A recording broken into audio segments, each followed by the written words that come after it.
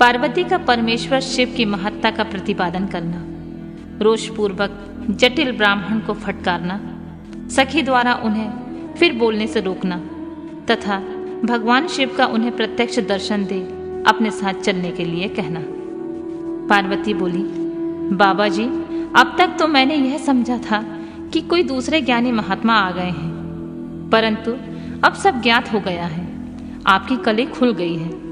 आपसे क्या कहूँ, विशेषतः उस दशा में जब आप अवध्य ब्राह्मण हैं। ब्राह्मण देवता, आपने जो कुछ कहा है वह सब मुझे ज्ञात है, परंतु वह सब झूठा ही है, सत्य कुछ भी नहीं है। आपने कहा था कि मैं शिव को जानता हूँ।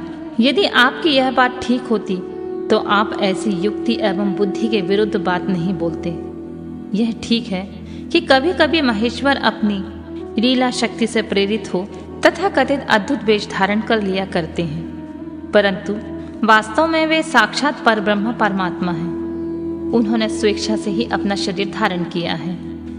आप ब्रह्मचारी का स्वरूप धारण कर मुझे ठगने के लिए उद्यत हो यहाँ आए हैं और अनुचित एवं असंगत युक्तियों का सहारा ले छल कपट से युक्त बातें बोल रहे हैं। मैं भगवान शंकर के स्वरूप को भली भांति जानती हूँ, इसलिए यथा योग्य विचार करके उनके तत्व का वर्णन करती हूँ। वास्तव में शिव निर्गुण ब्रह्मा है, कारण बस सगुण हो गए हैं। जो निर्गुण है, समस्त गुण जिनके स्वरूप भूत हैं, उनकी जाति कैसी हो सकती है।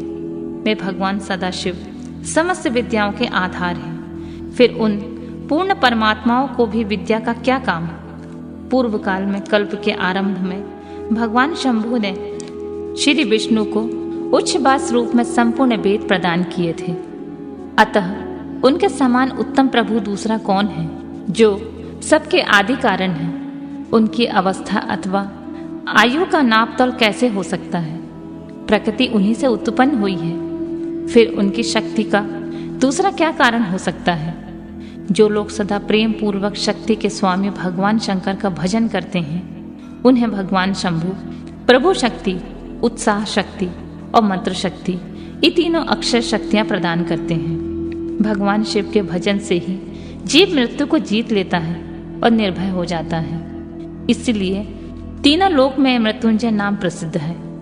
उन्हीं के अनुग्रह से विष्णु विष्णुत्व को, ब्रह्मा ब्रह्मत्व को और देवता देवत्व को प्राप्त हुए हैं। शिव जी का पक्ष लेकर बहुत बोलने से क्या लाभ। वे भगवान शिव स्वयं महाप्रभु हैं। कल्याण रूपी शिव की सेवा से यहाँ कौन सा मनोरथ सिद्ध नहीं हो सकता। उन महादेव जी के पास किस बात की कमी है जो भगवान सदाशिव स्वयं मुझे पाने की इच्छा करें।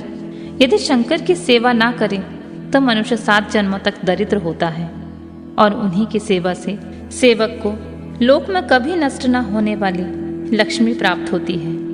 जिनके सामने 8 सिद्धियां नित्य आकर सिर नीचा किए इस इच्छा से नृत्य करती हैं, वे भगवान हम पर संतुष्ट हो जाएं। उनके लिए हर कोई हितकारक वस्तु दुर्लभ कैसे हो सकती है। यद्यपि यह मांगलिक कही जाने वाली वस्तुएं शंकर का सेवन नहीं करती हैं, तथापि उनके स्मरण मात्र से ही सबका मंगल होता है। जिनकी पूजा के प्रभाव से उपासक की संपूर्ण कामनाएं सिद्ध होती हैं। सदा निर्विकार रहने वाले उन परमात्मा शिव में विकार कहाँ से आ सकता है। जिस पुरुष के मुख में निरंतर शिव यह मंगलमय नाम निवास करता है, उसके दर्शन मात्र से ही अन्य सब सदा पवित्र होते हैं। जैसा कि आपने कहा है कि वे चिता का भस्म लगाते हैं, परंतु यदि उनका लगाया हुआ भस्म अपवित्र होता है तो उनके शरीर से झड़कर गिरे हुए उस भस्म को देवता लोग सदा अपने सिर पर धारण कैसे करते हैं। अतः शिव के अंगों के स्पर्श से अपवित्र वस्तु भी पवित्र हो जाती है। जो महादेव सगुण होकर तीनों लोकों के कर्ता भर्ता और हर्ता होते हैं, उन निर्गुण रूप में शिव कहलाते हैं। वे बुद्धि के द्वारा पूर्ण रूप से कैसे जाने जा सकते हैं। पर ब्रह्मा परमात्मा शिव का जो निर्गुण रूप है, आप उसे जैसे वही मूर्ख लोग ही कैसे जान सकते हैं। जो दुराचारी और पापी हैं, वे देवताओं से बहिष्कृत हो जाते हैं। ऐसे लोग निर्गुण शिव के तत्व को नहीं जानते हैं।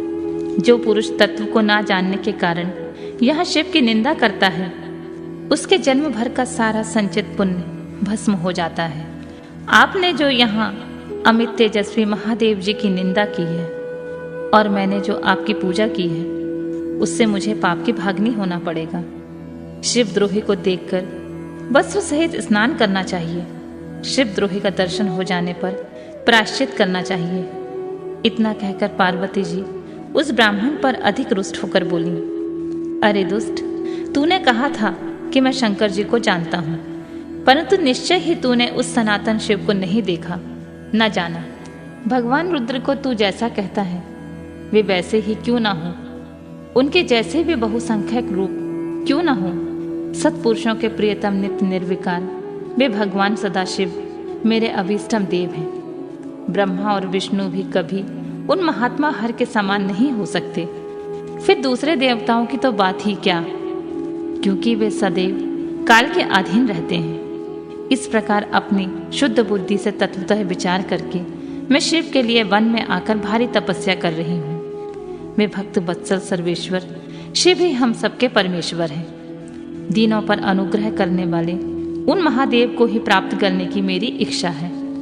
ब्रह्मा जी कहते हैं, नारद, ऐसा कहकर गिरिराज नंदिनी चुप हो गई और निर्विकार चित्त से भगवान शिव का ध्यान करने लगी। देवी की बात सुनकर वह ब्रह्मचारी ब्राह्मण जो ही कुछ फिर कुछ कहने के लिए उद्यत हुआ, त्यों ही शिव में आसक्तचित होने के कारण उनकी निंदा सुनने में विमुख हुई पार्वती अपनी सखी विजया से शीघ्र बोली। पार्वती ने कहा, सखी, इस अधम ब्राह्मण को यत्नपूर्वक रोको। यह फिर से कुछ कहना चाहता है। यह केवल शिव की निंदा ही करेगा। जो शिव की निंदा करता है केवल उसे पाप ही नहीं लगता, जो उसकी निंदा सुनता है वह भी यहाँ पाप का भागी होता है। भगवान शिव के उपासकों को चाहिए कि वे शिव की निंदा करने वाले का सर्वथा वध करें। यदि वह ब्राह्मण हो तो उसे अवश्य ही त्याग दें और स्वयं उसकी निंदा के स्थान से शीघ्र दूर चले जाएं। यह दूसरा ब्राह्मण फिर शिव की निंदा करेगा। ब्राह्मण होने के कारण यह बद्ध तो नहीं है, अतः त्याग देने की योग्य है। किसी तरह भी इनका मुंह नहीं देखना चाहिए। इस स्थान को छोड़कर हम लोग आज ही किसी दूसरे स्थान में शीघ्र चलें, जिससे फिर इस अज्ञानी के साथ बात करने का अवसर ना मिले। ब्रह्मा जी कहते हैं, नारद, ऐसा कहकर उमा ने जो ही अन्यत्र जाने के लिए पैर उठाया, त्यों ही भगवान शिव ने अपने साक्षात स्वरूप से प्रकट हो प्रिया पार्वती का हाथ पकड़ लिया। शिवा जैसे ही स्वरूप का ध्यान करती थी, वैसे ही सुंदर रूप धारण करके शिव ने उन्हें दर्शन दिया। पार्वती ने लज्जावश अपना मुंह नीचे की ओर कर लिया। तब भगवान शिव ने उनसे कहा, प्रिय, मुझे छोड़कर कहाँ जाओगी? अब मैं फिर कभी तुम्हारा त्याग नहीं करूंगा। मैं प्रसन्न हूँ, वर मांगो। मुझे तुम्हारे लिए कुछ भी अदेय नहीं है। देवी, आज से मैं तपस्या के मूल खरीदा हुआ तुम्हारा दास हूँ। तुम्हारे सौंदर्य ने मुझे मोह लिया है। अब तुम्हारे बिना मुझे एक क्षण भी युग के समान जान पड़ता है। लज्जा छोड़ो, तुम मेरी सनातन पत्नी हो।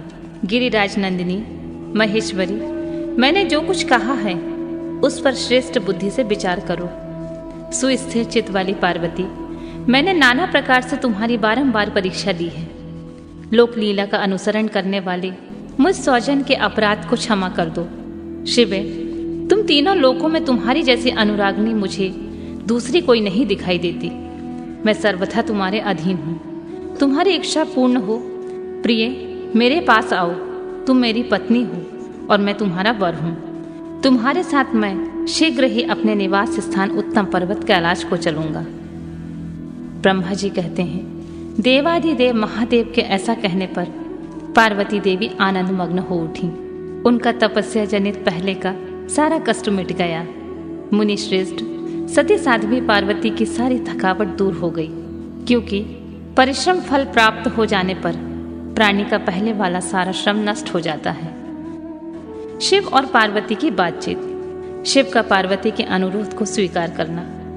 ब्रह्मा जी कहते हैं, परमात्मा हर की बात सुनकर और उनके आनंददायी रूप का दर्शन पाकर पार्वती को बड़ा हर्ष हुआ।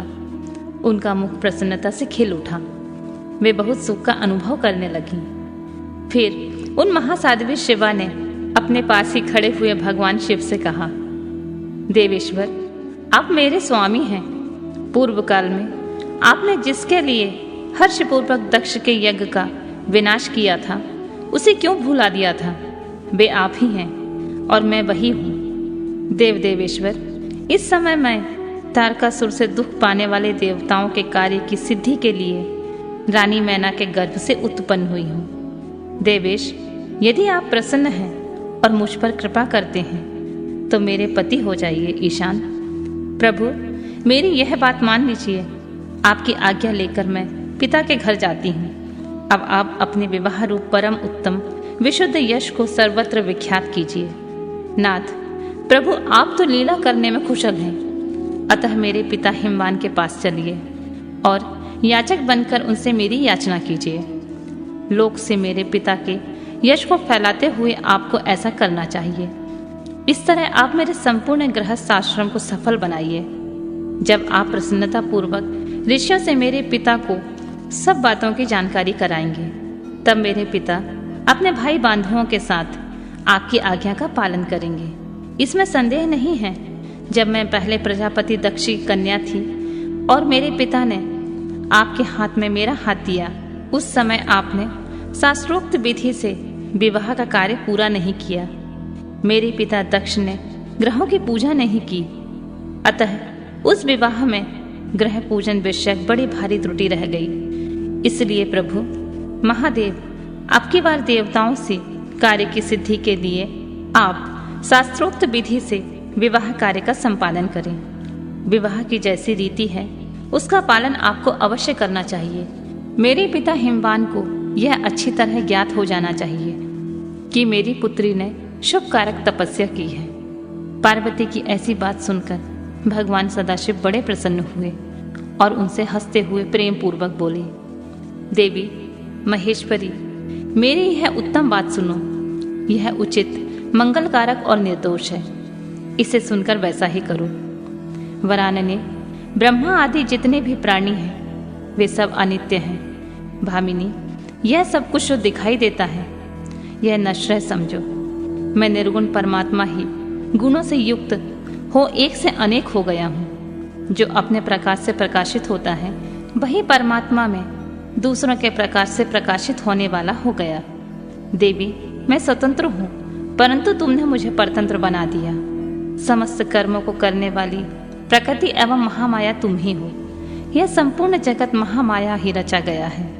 मुझे सर्वात्मा परमात्मा ने अपनी उत्तम बुद्धि के द्वारा इसे धारण मात्र कर रखा है। सर्वत्र परमात्मा भाव रखने वाले सर्वात्मा पुण्यवानों ने अपने इसे भीतर सींचा है तथा यह तीनों गुणों से अवेष्टित है। देवी, कौन मुख्य ग्रह है, कौन से ऋतु समूह है, अथवा कौन दूसरे उपग्रह हैं? इस समय तुमने शिव के लिए क्या कहा है, किस कर्तव्य का विधान किया है? गुण और कार्य के भेद से हम दोनों ने इस जगत में भक्त वत्सलता के कारण भक्तों को सुख देने के हेतु अवतार ग्रहण किया है। तुम ही रजा स्वत्व तमोमयी त्रिगुणात्मिकता सूक्ष्म प्रकृति हो, सदा व्यापार कुशल सगुणा और निर्गुणा भी हो। मैं यहाँ संपूर्ण भूतों का आत्मा निर्विकार एवं निरीह हूँ। भक्त की इच्छा से मैंने शरीर धारण किया है। शैलजे, मैं तुम्हारे पिता हिमालय के पास नहीं जा सकता तथा भिक्षुक होकर किसी तरह तुम्हारी उनसे याचना भी नहीं कर सकता। गिरिराज नंदिनी, महान गुणों से अत्यंत गौरवशाली महात्मा पुरुष भी अपने मुंह से दे ही दो यह बात निकालने पर तत्काल लघुता को प्राप्त हो जाता है। कल्याणी, ऐसा जानकर हमारे लिए क्या कहती हो? भद्रे, तुम्हारी आज्ञा से मुझे सब कुछ करना है, अतः जैसी तुम्हारी इच्छा हो वैसा करो। महादेव जी के ऐसा कहने पर सती साध्वी कमल लोचना महादेवी शिवा ने उन भगवान शंकर को बारंबार भक्ति भाव से प्रणाम करके कहा, नाथ, आप आत्मा हैं और मैं प्रकृति। इस विषय में विचार करने की कोई बात नहीं है। हम दोनों स्वतंत्र और निर्गुण होते हुए भक्तों के अधीन होने के कारण सगुण हो जाते हैं। शंभु प्रभु, आपको प्रयत्न पूर्वक मेरी प्रार्थना के अनुसार कार्य करना चाहिए। शंकर, आप मेरे लिए याचना करें और हिमवान को दाता बनने का सौभाग्य प्रदान करें। महेश्वर, मैं सदा आपकी भक्ता हूँ, अतः मुझ पर कृपा कीजिए नाथ। सदा जन्म जन्म में मैं ही आपकी पत्नी होती रहूं। आप पर ब्रह्मा परमात्मा है, निर्गुण है, प्रकृति से परे हैं, निर्विकार निरेह और स्वतंत्र परमेश्वर हैं। तथापि भक्तों के उद्धार में संलग्न होकर यहाँ सगुण भी हो जाते हैं, स्वरात्माराम होकर भी लीला बिहारी बन जाते हैं, क्योंकि आप नाना प्रकार की लीलाएं करने में कुशल हैं। महादेव, महेश्वर, मैं सब प्रकार से आपको जानती हूँ। सर्वज्ञ, अब कुछ कहने से क्या लाभ, मुझ पर दया कीजिए नाथ। महान अद्भुत लीला करके लोक में अपने सूर्यश का विस्तार कीजिए, जिसे गा गा कर लोग अनायासी भव सागर से पार हो जाएं। ब्रह्मा जी कहते हैं, नारद, ऐसा कहकर गिरिजा ने महेश्वर को बारंबार प्रणाम किया और मस्तक झुकाकर हाथ जोड़कर वे चुप हो गईं। उनके ऐसा कहने पर महात्मा महेश्वर ने लोक लीला का अनुसरण करने के लिए वैसा ही करना स्वीकार कर लिया। पार्वती ने जो कुछ कहा था उसी को प्रसन्नता पूर्वक करने के लिए उद्यत होकर वे हंसने लगे। तदनंतर हर्ष से भरे हुए शंभु अंतर ध्यान हुए कैलाश को चले गए। उस समय काली की विरह से उनका चित्त उन्हीं की ओर खिंच गया था। कैलाश पर जाकर परमानंद में निमग्न हुए महेश्वर ने अपने नंदी आदि गणों से यह सारा वृतांत कह सुनाया। वे भैरव आदि सभी गणों से सब समाचार सुनकर अत्यंत सुखी हो गए और महान उत्सव करने लगे। नारद, उस समय वहां महान मंगल होने लगा। सबके दुख नष्ट हो गए और रुद्रदेव को भी पूर्ण आनंद प्राप्त हुआ। पार्वती का पिता के घर में सत्कार, महादेव जी की नट लीला का चमत्कार, उनका मैना आदि से पार्वती को मांगना और माता पिता के इनकार करने पर अंतर्ध्यान हो जाना। ब्रह्मा जी कहते हैं, नारद, भगवान शंकर के अपने स्थान को चले जाने पर सखियों सहित पार्वती भी अपने रूप को सफल करके महादेव जी का नाम लेती हुई पिता के घर चली गई। पार्वती का आगमन सुनकर मैना और हिमाचल दिव्य रथ पर आरूढ़ हो हर्ष से बेहल होकर उनकी अगवानी के लिए चले। पुरोहित, पुरवासी, अनेक सखियां तथा अन्य सब संबंधी भी ये वहां आ पहुंचे। पार्वती के सारे भाई मैनाक आदि बड़े हर्ष के साथ जय जयकार करते हुए उन्हें घर ले आने के लिए गए। इसी बीच में पार्वती अपने नगर के निकट आ गई। नगर में प्रवेश करते समय शिवा देवी ने माता पिता को देखा, जो अत्यंत प्रसन्न और हर्ष से बेहद चित होकर दौड़े चले आ रहे थे। उन्हें देखकर हर्ष से भरी हुई काली ने सखियों सहित प्रणाम किया। माता पिता ने पूर्ण रूप से आशीर्वाद दे पुत्री को छाती से लगा लिया और ओ मेरी बच्ची ऐसा कहकर प्रेम से बेहाल होकर रोने लगे। तत्पश्चात अपने घर की दूसरी स्त्रियां तथा भाभियों ने भी बड़ी प्रसन्नता के साथ प्रेम पूर्वक उन्हें भुजाओं में भरकर भेंटा। देवी, तुमने अपने कुल का उद्धार करने वाले उत्तम कार्य को अच्छी तरह सिद्ध किया है। तुम्हारे सदाचरण से हम सब लोग पवित्र हो गए हैं। ऐसा कहकर सब लोग हर्ष के साथ पार्वती की भूरी भूरी प्रशंसा करते हुए उन्हें प्रणाम करने लगे। लोगों ने चंदन और सुंदर फूलों से शिवा देवी का सानंद पूजन किया। उस अवसर पर विमान पर बैठे हुए देवताओं ने पार्वती को नमस्कार करके उन पर फूलों की वर्षा करते हुए स्तुति की। नारद, उस समय तुम्हें भी एक सुंदर रथ पर बिठाकर ब्राह्मण आदि सभी लोग नगर में ले गए। फिर ब्राह्मणों, सखियों तथा दूसरे स्त्रियों ने बड़े आदर के साथ शिवा का घर के भीतर प्रवेश कराया। स्त्रियों ने उनके ऊपर बहुत सी वस्तुएं निछावर की। ब्राह्मणों ने आशीर्वाद दिए। मुनीश्वर, पिता हिमवान और माता मेनका को बड़ी प्रसन्नता हुई। उन्होंने अपने गृहस्थ आश्रम को सफल माना और यह भी अनुभव किया कि कुपुत्र की अपेक्षा सुपुत्री ही श्रेष्ठ है। गिरिराज ने ब्राह्मणों और बंदीजनों को धन दिया और ब्राह्मणों से मंगल पाठ करवाया। मुनि, इस प्रकार पार्वती के साथ हर्ष भरे माता पिता, भाई और तथा भौजाई भी घर के आंगन में प्रसन्नता पूर्वक बैठे। तदनंतर हेमवान प्रसन्नता चित्त से सबका आदर सत्कार करके गंगा स्नान के लिए गए। इस बीच में सुंदर लीला करने वाले भक्त वत्सल भगवान शंभु एक अच्छा नाचने वाला नट बनकर मेनका के पास गए। उन्होंने बाएं हाथ में सींग और दाहिने हाथ में डमरू ले रखा था। पीठ पर कथरी रख ओढ़ी थी, लाल वस्त्र पहने, और वे भगवान रुद्र नाच और गाने से अपनी निपुणता का परिचय दे रहे थे। सुंदर नट का रूप धारण किए हुए भगवान शिव ने मेनका के पास बैठी हुई स्त्रियों की टोली के समीप एक सुंदर नृत्य किया और अत्यंत मनोहर नाना प्रकार के गीत गाए। उन्होंने वहां सुंदर ध्वनि करने वाले शंख और डमरू को भी बजाया तथा नाना प्रकार की बड़ी मनोहारी लीला की। नटराज की उस लीला को देखने के लिए नगर के सभी स्त्री पुरुष और बालक तथा वृद्धा भी सहसा वहां आ पहुंचे। मुने उस सुमधुर गीत को सुनकर और मनोहर उत्तम नृत्य को देखकर वहां आए हुए सब लोग तत्काल मोहित हो गए। मैना भी मोही गई।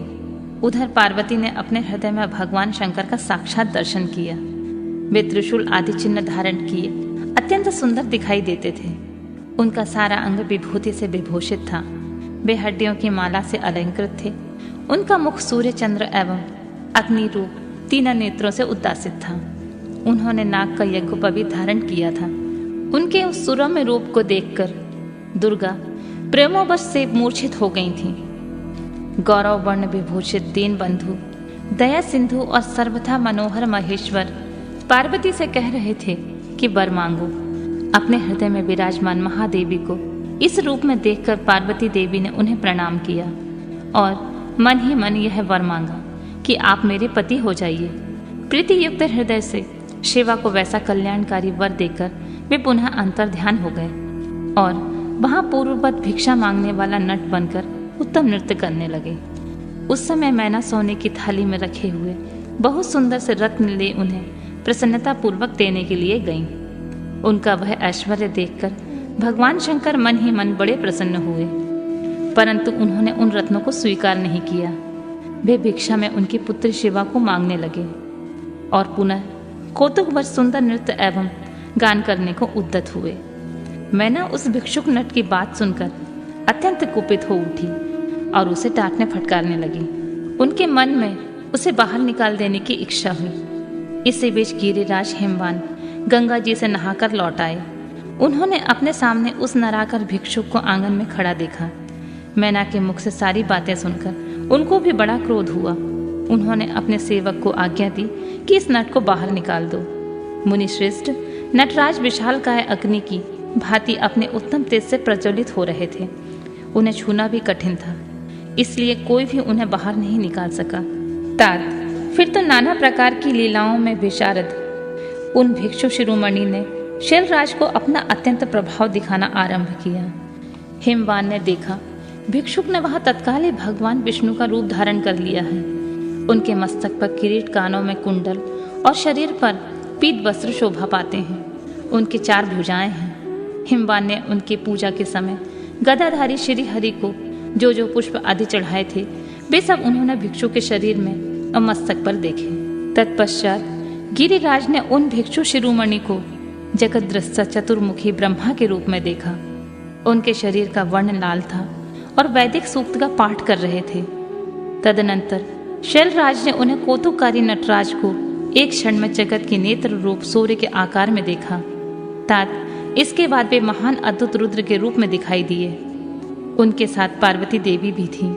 वे उत्तम तेज से संपन्न रमणीय रुद्र धीरे धीरे हंस रहे थे। फिर वे केवल तेजोमय रूप में दृष्टिगोचर हुए। उनका यह रूप निराकार, निरंजन, उपाधि शून्य, निरीह और अत्यंत अद्भुत था। इस प्रकार हिमवान ने उनके बहुत से रूप देखे। इनमें उन्हें बड़ा विस्मय हुआ और वे तुरंत ही परमानंद में निमग्न हो गए।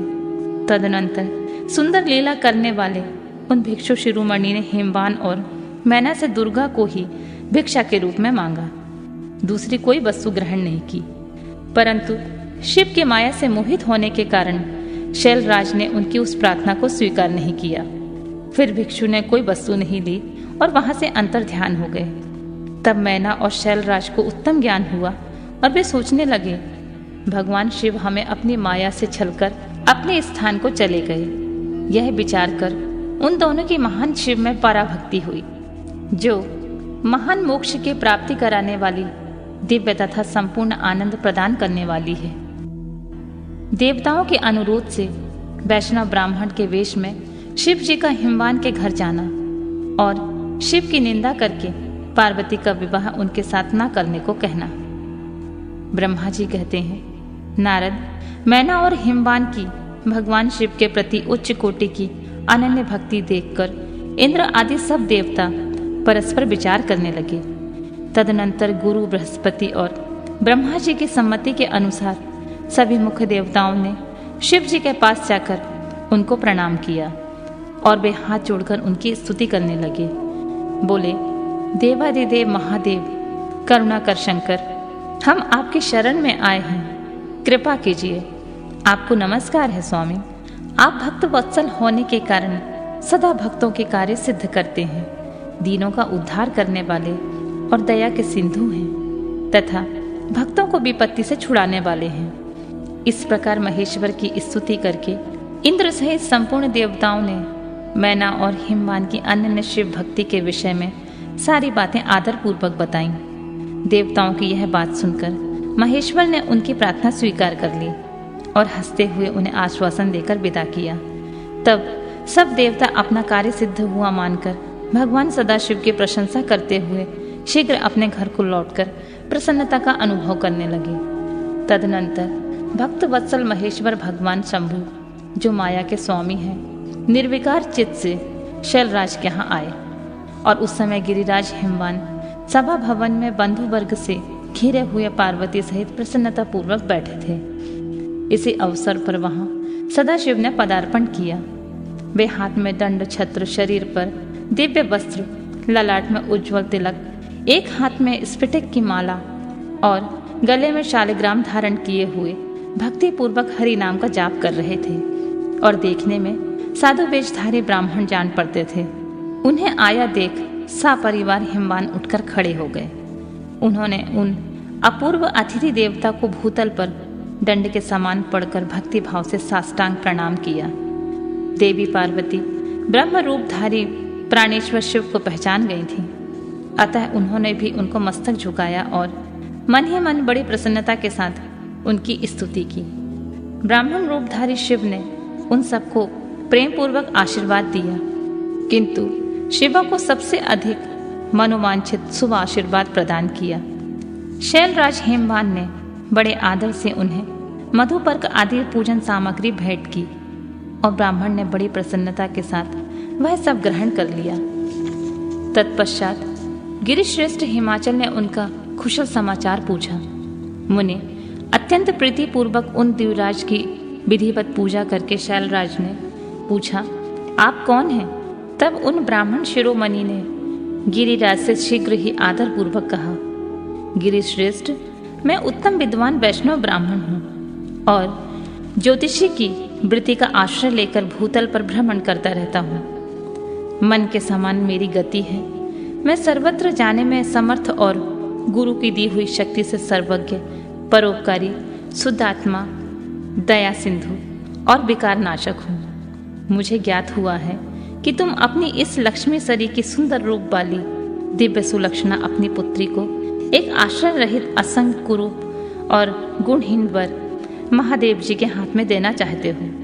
वे रुद्र देवता मरघट में वास करते हैं, शरीर में सांप लपेटे और योग साधते फिरते हैं। उनके पास पहनने के लिए वस्त्र भी नहीं है, वैसे ही नंग धड़ंग घूमते रहते हैं। आभूषण की जगह सर्प धारण करते हैं। उनके कुल का नाम आज तक किसी को ज्ञात नहीं हुआ। वे कुपात्र और कुशील हैं, स्वभावतः विहार से दूर रहते हैं, सारे शरीर में भस्म रमाए रहते हैं, क्रोधी और अविवेकी हैं। उनकी अवस्था कितनी है यह किसी को ज्ञात नहीं है। वे अत्यंत कुसित जटा का बोझ सदा सिर पर धारण किए रहते हैं। वे भले बुरे सबको आश्रय देने वाले, भ्रमणशील, नागहारधारी, भिक्षुक, कुमार्ग परायण तथा हठपूर्वक वैदिक मार्ग का त्याग करने वाले हैं। ऐसे अयोग्य वर को आप अपनी बेटी ब्याहना चाहते हैं। अचल राज, अवश्य है आपका यह विचार मंगलदायक नहीं है। नारायण कुल में उत्पन्न ज्ञानियों में श्रेष्ठ गिरिराज, मेरे कथन का मर्म समझो। तुमने जिस पात्र को ढूंढ रखा है वह इस योग्य नहीं है कि उसके हाथ में पार्वती का हाथ दे दिया जाए। शैलराज, तुम ही देखो, उनके एक भी भाई बंधु नहीं है। तुम तो बड़े बड़े रत्नों के खान हो, किंतु उनके घर में भूजी भांग भी नहीं है।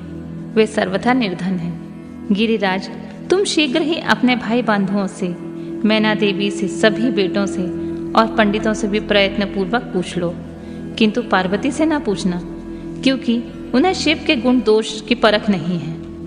ब्रह्मा जी कहते हैं, नारद, ऐसा कहकर वे ब्राह्मण देवता, जो नाना प्रकार की लीला करने वाले शांत स्वरूप शिव ही थे, शीघ्र खा पीकर आनंद पूर्वक वहां से अपने घर को चल दिए।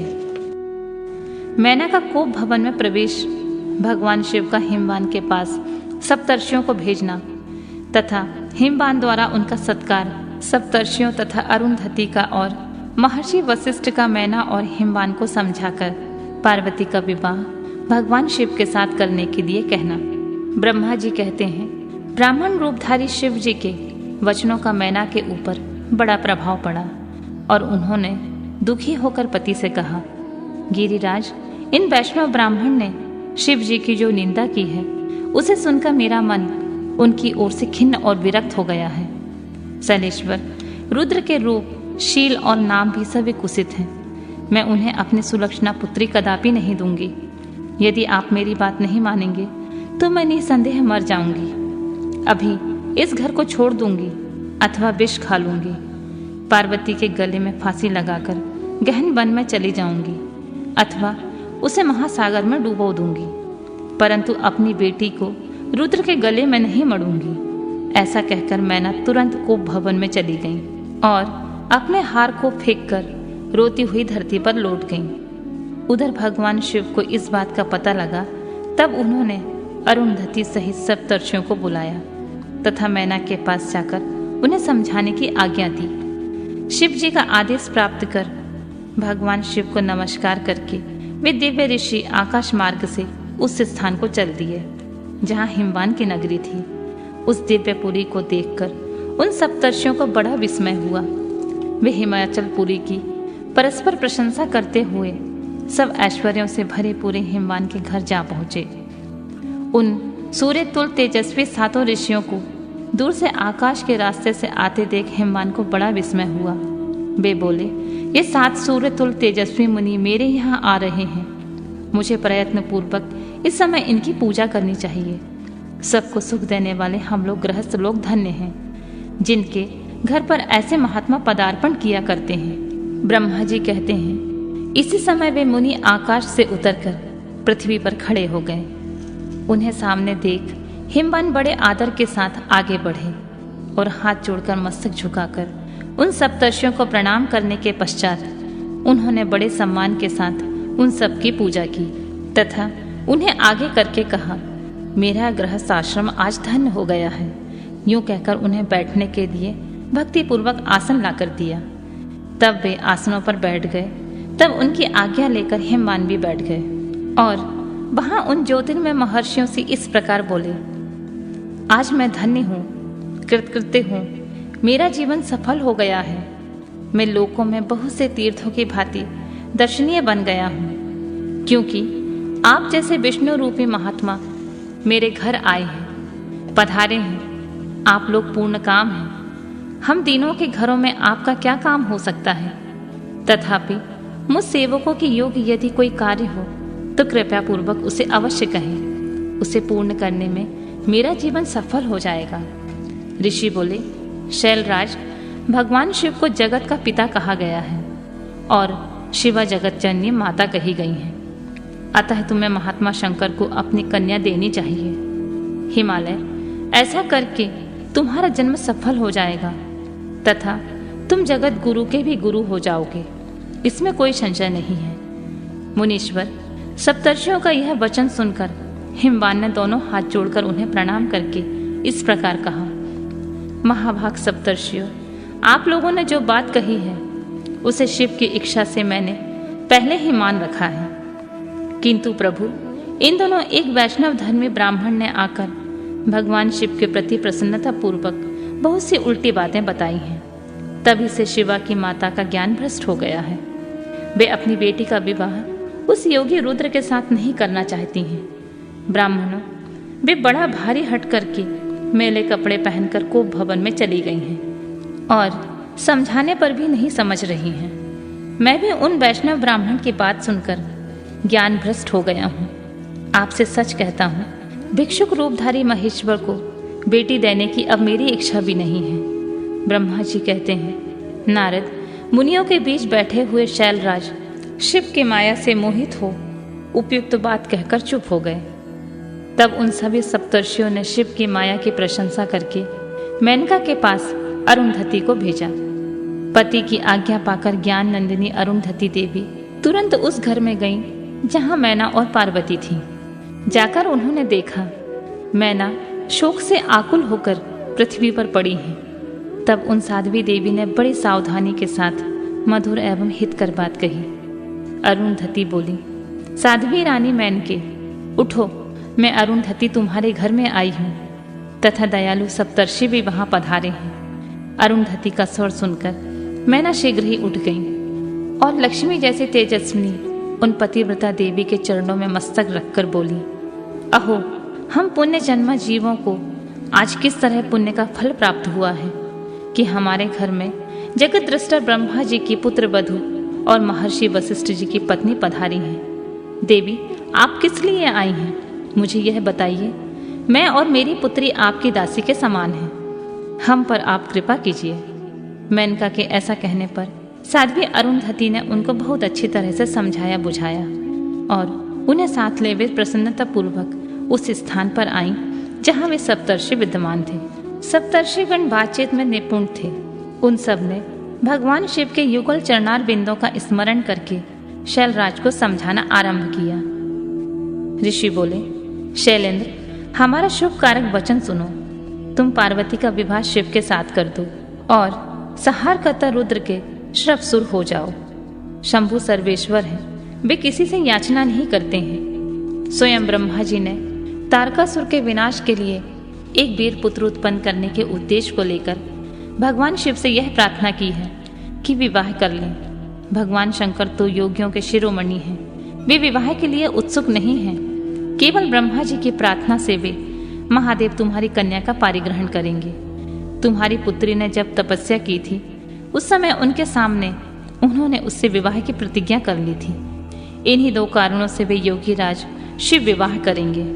ऋषियों की बात सुनकर हिमालय हंस पड़े और कुछ भयभीत होकर विनय पूर्वक बोले, मैं शिव के पास कोई राजोचित सामग्री नहीं देखता हूँ। उनका ना कोई घर है, ना ऐश्वर्य है, ना कोई स्वजन है, ना बंधु बांधव ही है। मैं अत्यंत निर्लिप्त योगी को अपनी बेटी नहीं देना चाहता हूँ। आप लोग वेद विधाता ब्रह्मा जी के पुत्र हैं, अतः अपना निश्चित विचार कहिए। जो पिता काम से, मोह से, भय से अथवा लोभ से किसी अयोग्य वर के हाथ में अपनी कन्या दे देता है तो वह मरने के बाद नरक में जाता है। अतः मैं स्वेच्छा से भगवान शूलपाणि को अपनी कन्या नहीं दूंगा। इसलिए महर्षियों, जो उचित विधान हो उसे आप लोग कीजिए। मुनीश्वर नारद हिमाचल के इस वचन को सुनकर बातचीत करने में निपुण महर्षि वशिष्ठ ने उनसे यूं कहा, शैलेश्वर, मेरी बात सुनो। यह सर्वथा तुम्हारे लिए हितकारक, धर्म के लिए अनुकूल, सत्य तथा इहलोक और परलोक में सुखदायक है। शैलराज, लोक तथा वेद में 3 प्रकार के वचन उपलब्ध होते हैं। शास्त्रज्ञ पुरुष अपनी निर्मल ज्ञान दृष्टि से उन सब प्रकार के वचनों को जानता है। एक तो यह वचन है जो तत्काल सुनने में बड़ा सुंदर लगता है, परंतु पीछे वह असत्य एवं अहितकारी सिद्ध होता है। ऐसा वचन बुद्धिमान शत्रु ही कहता है, उससे कभी हित नहीं होता है। दूसरा वह है जो आरंभ में अच्छा नहीं लगता, उसे सुनकर अप्रसन्नता होती है, परंतु परिणाम से वह सुख देने वाला होता है। इस तरह का वचन कहकर दयालु, धर्मशील, बांधव वचन ही कर्तव्य का बोध कराता है। तीसरी श्रेणी का वचन वह है जो सुनते ही अमृत के समान मीठा लगता है और सब काल में सुख देने वाला होता है। सत्य ही उसका सार होता है, इसलिए वह हितकारक हुआ करता है। ऐसा वचन सबसे श्रेष्ठ और सबके लिए अभीष्ट है। शैलराज, इस तरह नीति शास्त्र में 3 प्रकार के वचन कहे गए हैं। इन तीनों में से तुम्हें कौन सा वचन अभीष्ट है? बताओ, मैं तुम्हारे लिए वैसा ही वचन कहूंगा। भगवान शंकर संपूर्ण देवताओं के स्वामी हैं। उनके पास बाहरी संपत्ति नहीं है, इसका कारण यह है कि उनका चित्त एकमात्र ज्ञान के महासागर में मग्न रहता है, जो ज्ञानानंद स्वरूप और सबके ईश्वर हैं। उन्हें लौकिक बाह्य वस्तुओं की क्या इच्छा होगी। गृहस्थ पुरुष राज एवं संपत्तियों से सुशोभित होने वाले वर को अपनी पुत्री देता है, क्योंकि किसी दीन दुखी को कन्या देने से पिता कन्या घाती होता है, उसे कन्या के वध का पाप लगता है। कौन जानता है कि भगवान शंकर दुखी हैं, कुबेर जिनके किंकर हैं और जो अपनी भूभंग की लीला मात्र से संसार की सृष्टि और संहार करने में समर्थ हैं, जिन्हें गुणातीत परमात्मा और प्रकृति से परे परमेश्वर कहा गया है। सृष्टि पालन और संहार करने वाली जिनकी विविध मूर्ति हो, ब्रह्मा विष्णु और हर नाम धारण करती हैं, उन्हें कौन निर्धन अथवा दुखी कह सकता है। ब्रह्मलोक में निवास करने वाले ब्रह्मा, क्षीर सागर में रहने वाले विष्णु तथा कैलाशवासी हर, ये सब शिव की ही विभूतियां हैं। शिव से प्रकट हुई प्रकृति भी अपने अंश में 3 प्रकार की मूर्तियों को धारण करती है। जगत में लीला शक्ति से प्रेरित हो वह अपनी कला से बहुत सा रूप धारण करती है। समस्त वाममय की अधिष्ठात्री देवी वाणी उनके मुख से प्रकट होती है और सर्व संपत्ति रूपिणी लक्ष्मी वक्ष स्थल से अभिभूत होती है तथा शिवा ने देवताओं के एकत्र हुए तेज से अपने को प्रकट किया था और संपूर्ण दानों का वध करके देवताओं को स्वर्ग की लक्ष्मी प्रदान की थी। देवी शिवा कल्पांतर में दक्ष पत्नी के उदर से जन्म ले सती नाम से प्रसिद्ध हुई और हर को उन्होंने अपने पति के रूप में प्राप्त किया। दक्ष ने स्वयं ही भगवान शिव को अपनी पुत्री दी थी। सती ने पति की निंदा सुनकर योग बल से अपने शरीर को त्याग दिया था। वही कल्याणमयी सती अब तुम्हारे वीर्य और मैना के गर्भ से प्रकट हुई। शैलराज, ये शिवा जन्म जन्म में शिव की ही पत्नी होती हैं। प्रत्येक कल्प में बुद्धि रूपा दुर्गा ज्ञानियों में श्रेष्ठ माता होती हैं। ये सदा सिद्ध सिद्धदायिनी और सिद्ध रूपिणी है। भगवान हर चिता भस्म के रूप में सत्य के अस्थि चूर्ण को ही स्वयं प्रेम पूर्वक अपने अंगों में धारण करते हैं। अतः गिरिराज, तुम स्वेच्छा से अपनी मंगलमयी कन्या को भगवान हर के हाथ में दे दो। तुम यदि नहीं दोगे तो वह स्वयं प्रियतम के स्थान में चली जाएगी। देवेश्वर शिव तुम्हारी पुत्री का अनंत क्लेश देखकर ब्राह्मण के रूप में इसकी तपस्या के स्थान पर आए थे और इसके साथ विवाह की प्रतिज्ञा करके इसे आश्वासन देकर वर देकर अपने आवास स्थान को लौट गए थे। गिरे, पार्वती की प्रार्थना से ही शंभु ने तुम्हारे पास आकर इसके लिए याचना की और तुम दोनों ने शिव भक्ति में मन लगाकर उनकी उस याचना को स्वीकार कर लिया था। गिरीश्वर, बताओ फिर किस कारण से तुम्हारी बुद्धि विपरीत हो गई है। भगवान शिव ने देवताओं की प्रार्थना से प्रभावित होकर हम सब ऋषियों को और अरुंधति देवी को तुम्हारे पास भेजा है। हम तुम्हें यही भिक्षा देते हैं कि तुम पार्वती को रुद्र के हाथों में दे दो। गिरे, ऐसा करने पर तुम्हें महान आनंद प्राप्त होगा। शैलेंद्र, यदि तुम स्वेच्छा से अपनी बेटी शिवा को शिव के हाथ में नहीं दोगे तो भावी के बल से ही इन दोनों का विवाह हो जाएगा। तात, भगवान शंकर ने तपस्या में लगी हुई पार्वती को ऐसा ही वर दिया है। ईश्वर की हुई प्रतिज्ञा कभी पलट नहीं सकती। गिरिराज, ईश्वर के बस में रहने वाले समस्त साधु पुरुषों की भी प्रतिज्ञा का संसार में किसी के द्वारा उल्लंघन होना कठिन है। फिर साक्षात ईश्वर की प्रतिज्ञा के लिए तो कहना ही क्या है। सप्तर्षियों के समझाने तथा मेरु आदि के कहने से पत्नी सहित हिमवान का शिव के पास अपनी पुत्री के विवाह का निश्चय करना तथा सप्तर्षियों का शिव के पास जा उन्हें सब बातें बताकर अपने धाम को जाना।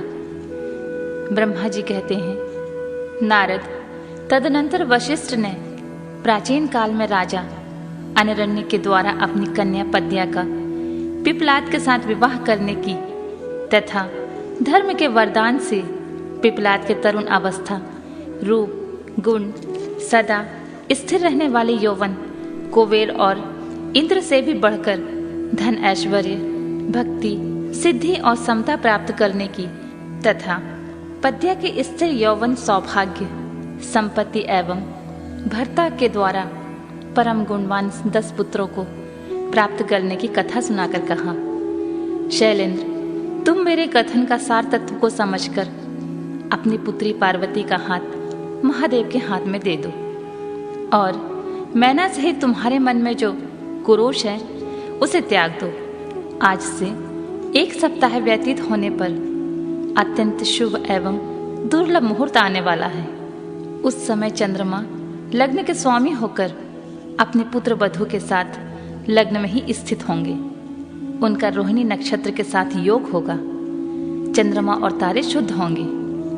मार्गशीर्ष मास के अंतर्गत संपूर्ण दोषों से रहित सोमवार को, जबकि लग्न पर संपूर्ण शुभ ग्रहों की दृष्टि होगी, पाप ग्रहों की दृष्टि नहीं होगी, तथा बृहस्पति ऐसे स्थान पर स्थित होंगे जहां से वे उत्तम संतान और पति का सौभाग्य देने में समर्थ होंगे। ऐसे मुहूर्त में तुम अपनी कन्या मूल प्रकृति ईश्वरी जगदम्बा पार्वती को जगत पिता भगवान शिव के हाथ में देकर कृतार्थ हो जाओ। ऐसा कहकर ज्ञान शिरोमणि मुनिवर वशिष्ठ नाना प्रकार की लीला करने वाले भगवान शिव का स्मरण करके चुप हो गए। वशिष्ठ जी की बात सुनकर सेवकों और पत्नी सहित गिरिराज हिमालय बड़े विस्मित हुए दूसरे दूसरे पर्वतों से बोले।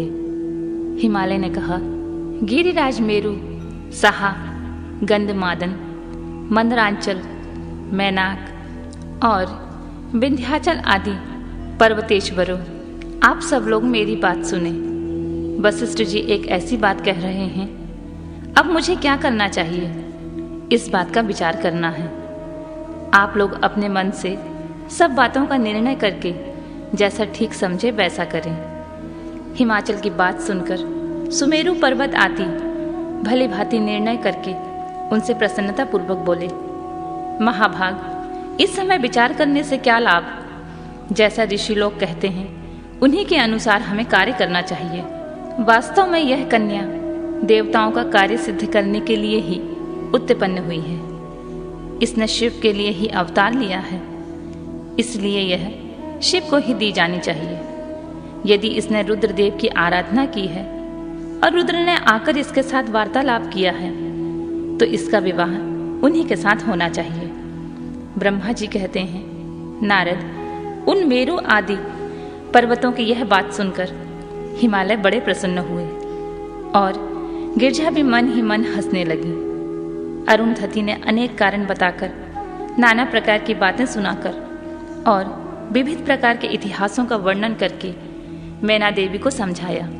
तब शैलपत्नी मेनका सब कुछ समझ गई और प्रसन्नचित हो उन्होंने मुनियों को, अरुंधति को और हिमालय को भी भोजन कराकर स्वयं भोजन किया। तदनंतर ज्ञानी गिरिश्रेष्ठ हिमालय ने उन मुनियों की भली भांति सेवा की। उनका मन प्रसन्न और सारा भ्रम दूर हो गया। उन्होंने हाथ जोड़कर प्रसन्नता पूर्वक उन महर्षियों से कहा, महाभाग सप्तर्षियों, आप मेरी बात सुने। मेरा सारा संदेह दूर हो गया है। मैंने शिव पार्वती के चरित्र को सुन लिया है और अब मेरा शरीर, मेरी पत्नी मैना, मेरे पुत्र पुत्री, रिद्धि सिद्धि तथा अन्य सारी वस्तुएं भगवान शिव की ही हैं, दूसरे किसी की नहीं। ब्रह्मा जी कहते हैं, नारद, ऐसा कहकर हिमालय ने अपनी पुत्री की ओर आदरपूर्वक देखा और उसे वस्त्र आभूषण से विभूषित करके ऋषियों की गोद में बिठा दिया। तत्पश्चात वे शैलराज पुनः प्रसन्न हो उन ऋषियों से बोले, यह भगवान रुद्र का भाग है, इसे मैं उन्हीं को दूंगा। ऐसा निश्चय कर लिया। ऋषि बोले, गिरिराज, भगवान शंकर तुम्हारे याचक हैं, तुम स्वयं उनके दाता हो और पार्वती देवी भिक्षा हैं। इससे उत्तम और क्या हो सकता है।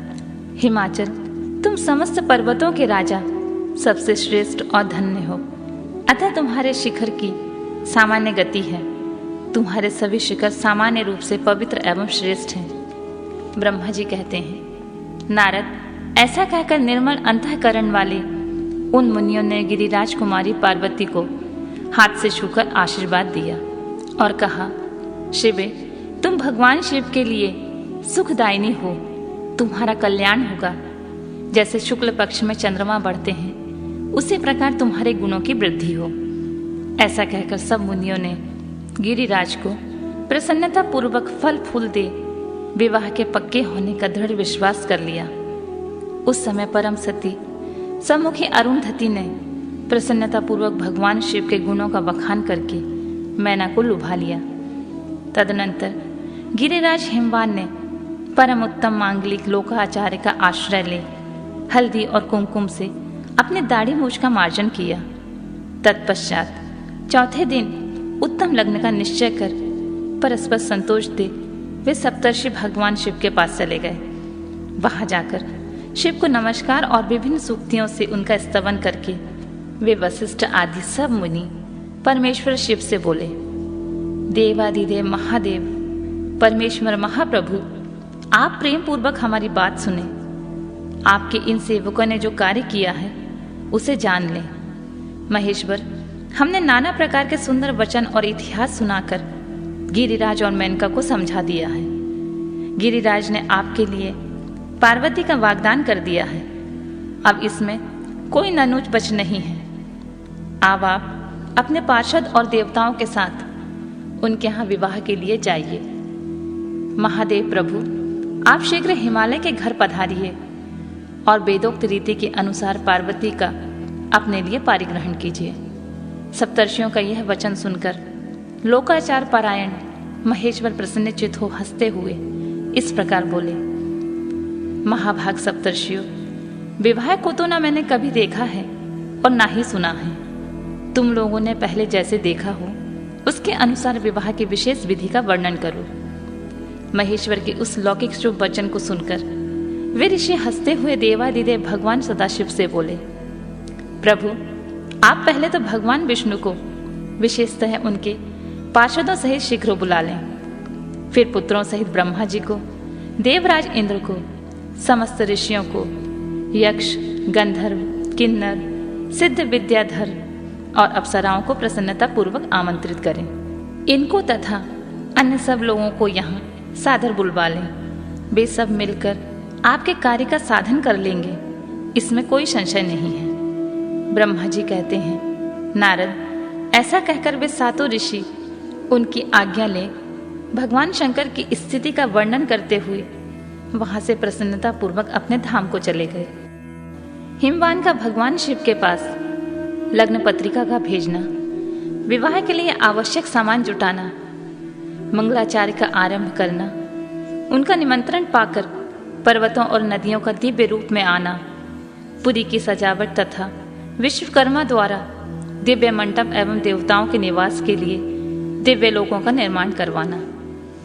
नारद जी ने पूछा, तात महाप्राज्ञ प्रभु, आप कृपा पूर्वक बताइए कि सप्तर्षियों के चले जाने पर हिमालय ने क्या किया। ब्रह्मा जी ने कहा, मुनीश्वर, अरुंधति सहित उन सप्तर्षियों के जाने पर हिमवान ने जो कार्य किया वह तुम्हें बता रहा हूँ। सप्तर्षियों के जाने के बाद अपने मेरु आदि भाई बंधुओं को आमंत्रित करके पुत्र एवं पत्नी सहित महामनस्वी गिरिराज हिमवान बड़े हर्ष का अनुभव करने लगे। तदनंतर ऋषियों की आज्ञा के अनुसार हिमवान ने अपने पुरोहित गर्ग जी से बड़ी प्रसन्नता के साथ लग्न पत्रिका लिखवाई। उस पत्रिका को उन्होंने भगवान शिव के पास भेजा। पर्वतराज के बहुत से आत्मीय जन प्रसन्न मन से नाना प्रकार की सामग्रियां लेकर वहां गए। कैलाश पर भगवान शिव के समीप पहुंचकर उन लोगों ने शिव को तिलक लगाया और लग्न पत्र उनके हाथ में दिया। वहां भगवान शिव ने उन सबका यथायोग्य विशेष सत्कार किया। फिर वे सब लोग प्रसन्नचित्त हो शैलराज के पास लौट आए। महेश्वर के द्वारा विशेष सम्मानित होकर बड़े हर्ष के साथ लौटे हुए उन लोगों को देखकर हिमवान के हृदय में अत्यंत हर्ष हुआ। तत्पश्चात आनंदित हो शैलराज ने नाना देशों में रहने वाले तथा अपने बांधुओं को लिखित निमंत्रण भेजा, जो उन सबको सुख देने वाला था।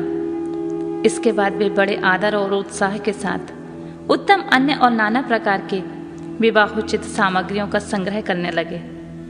उन्होंने चावल, गुड़, शक्कर, आटा, दूध, दही, घी, मिठाई, नमकीन पदार्थ, मक्खन, पकवान, महान स्वादिष्ट रस और नाना प्रकार के व्यंजन इतने अधिक एकत्र किए कि सूखे पदार्थों के पहाड़ खड़े हो गए और द्रव्य पदार्थों की बावड़ियां बन गईं। शिव के पार्षदों और देवताओं के लिए हितकर नाना प्रकार की वस्तुएं, भांति भांति के बहुमूल्य रत्न, आग में तपाकर शुद्ध किए हुए सुवर्ण, रजत और विभिन्न प्रकार के मणि रत्न, इनका तथा अन्य उपयोगी द्रव्यों का विधि पूर्वक संग्रह करके गिरिराज ने मंगलकारी दिन में मांगलिक कृत्य करना आरंभ किया।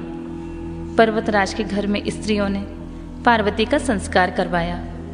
भांति भांति के आभूषणों से विभूषित हुई राजभवन की उन सुंदरी स्त्रियों ने सानंद मंगल कार्य का संपादन किया। नगर के ब्राह्मणों की स्त्रियों ने स्वयं बड़े हर्ष के साथ लोकाचार का अनुष्ठान किया। उसमें मंगल पूर्वक भांति भांति के उत्सव मनाए गए। हर्ष भरे हृदय से उत्तम मंगलाचार्य का संपादन करके हिमालय भी सर्वतोभावेन बड़े प्रसन्न हुए और अपने निमंत्रित बंधुजनों की आगमन की उत्सुकता पूर्वक प्रतीक्षा करने लगे। इसी बीच में उनके निमंत्रित बंधु बांधव आने लगे।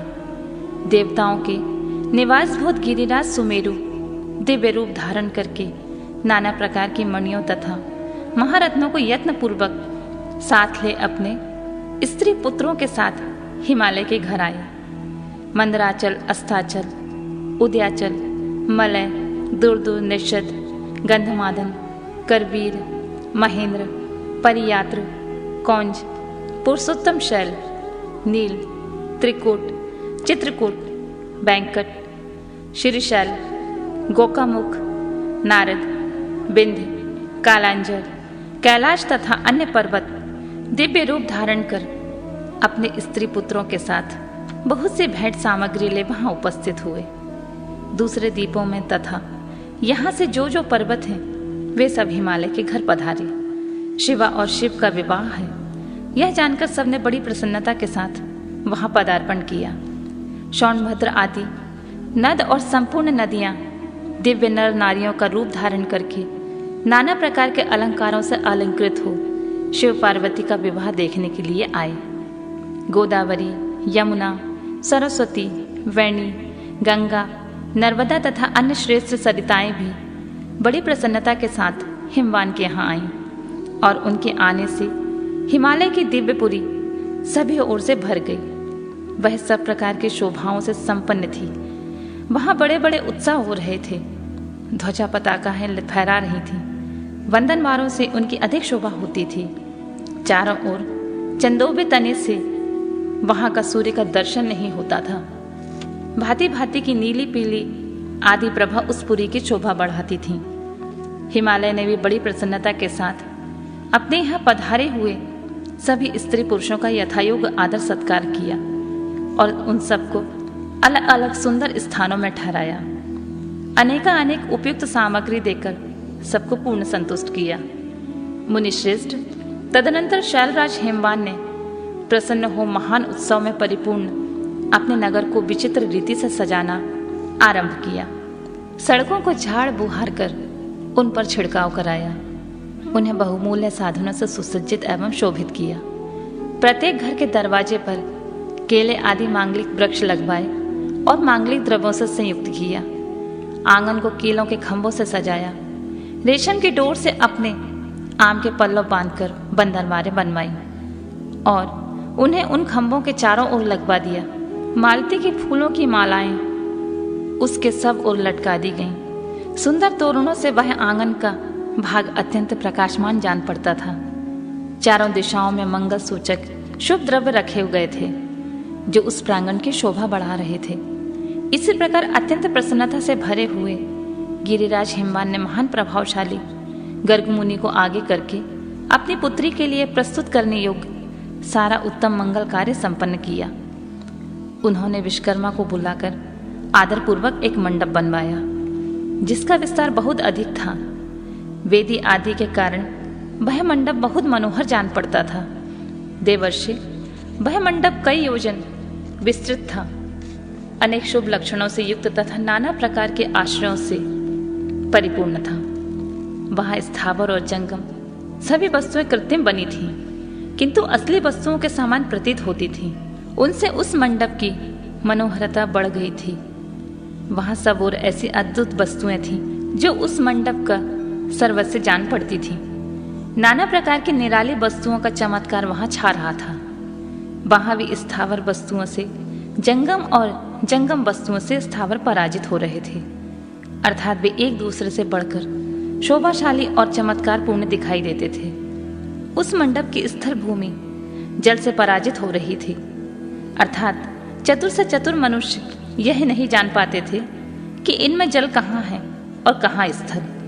कहीं कृत्रिम सिंह बने हुए थे और कहीं सारसों की पंक्तियां, कहीं बनावटी मोर थे जो अपनी सुंदरता से मन को मोह लेते थे, कहीं कृत्रिम स्त्रियां थीं जो पुरुषों के साथ नृत्य करती हुई देखी जाती थी। वे कृत्रिम होने पर भी सब लोगों की ओर देखती और सबके मन को मोह में डाल देती थी। उसी विधि से मनोहर द्वारपाल बने हुए थे जो स्थावर होने पर भी जंगम के समान जान पड़ते थे। वे अपने हाथों से धनुष उठाकर ऐसे खींचे देखे जाते थे। द्वार पर कृत्रिम महालक्ष्मी खड़ी थी जिनकी रचना अद्भुत थी। वह समस्त शुभ लक्षणों से संयुक्त दिखाई देती थी। उन्हें देखकर ऐसा जान पड़ता था मानो क्षीर सागर से साक्षात लक्ष्मी आ गई हूं। उस मंडप के स्थान स्थान में सजे सजाए कृत्रिम हाथी भी खड़े किए गए जो असली हाथियों के समान प्रतीत होते थे। घुड़सवारों सहित घोड़ों और हाथी सवारों सहित हाथी बनाए गए थे। जहां तहां रथियों सहित रथ बनाए गए थे जो कृत्रिम अश्रों से द्वारा खींचे जाते थे। उन्हें देखकर लोगों को बड़ा आश्चर्य होता था। इनके सिवा दूसरे दूसरे कृत्रिम वाहन भी वहां खड़े थे। पैदल सिपाहियों की कृत्रिम सेना भी वहां मौजूद थी। मुने प्रसन्न चित्त वाले विश्वकर्मा ने देवताओं और मुनियों का भी मन मोह लिया था। वहां ऐसी अद्भुत रचनाएं की। मंडप के सबसे बड़े फाटक पर कृत्रिम नंदी खड़ा था जो शुद्ध स्फटिक मणि के समान उज्जवल कांति से सुशोभित होता था। भगवान शिव के वाहन नंदी की जैसी आकृति है, ठीक वैसा ही वह भी था। उस कृत्रिम नंदी के ऊपर रत्न विभूषित महादिव्य पुष्पक शोभा पाता था जो पल्लवों तथा श्वेत चामरों से सजाया गया था। उसके वाम पार्श्व में 2 कृत्रिम हाथी खड़े थे जिनका रंग विशुद्ध केशर के समान था। वे 4 दांत वाले बनाए गए थे और 60 वर्ष के पाठों के समान दिखते थे।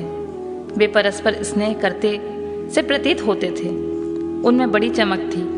इसी प्रकार सूर्य के समान अत्यंत प्रकाशमान 2 दिव्य अश्व भी विश्वकर्मा ने बनाए थे जो चमर से अलंकृत एवं दिव्य आभूषणों से विभूषित थे।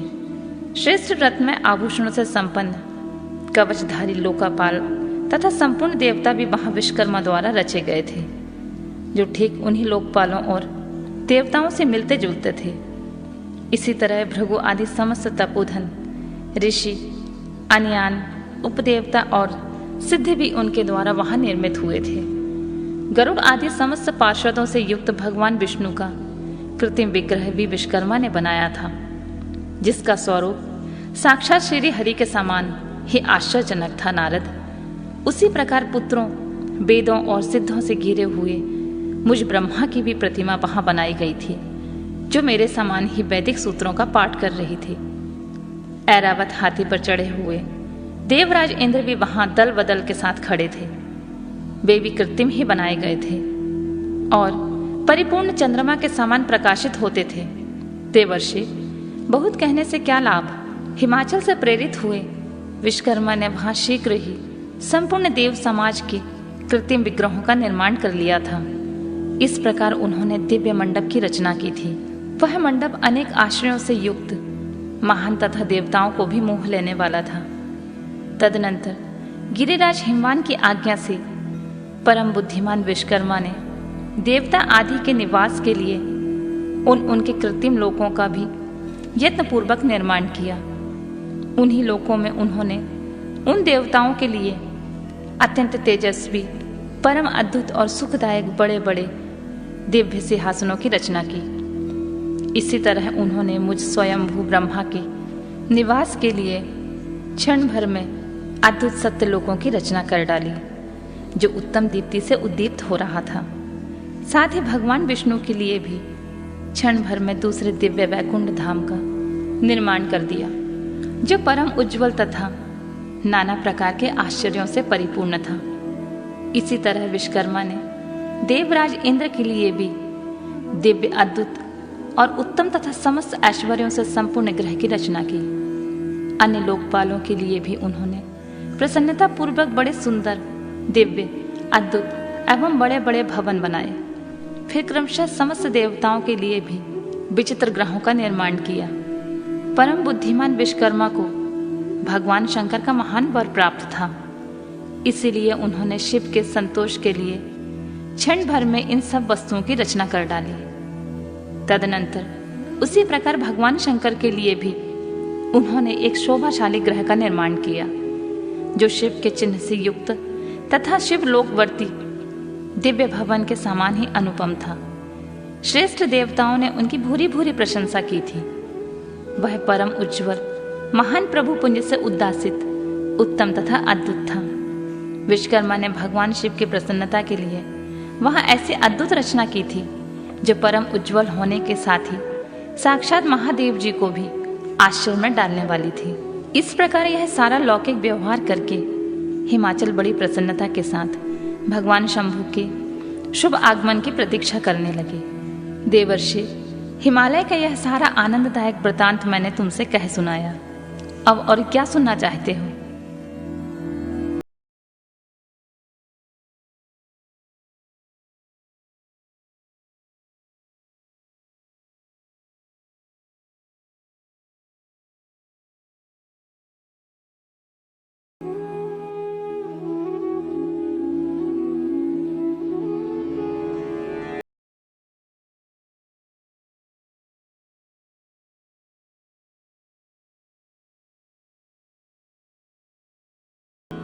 अगला अध्याय।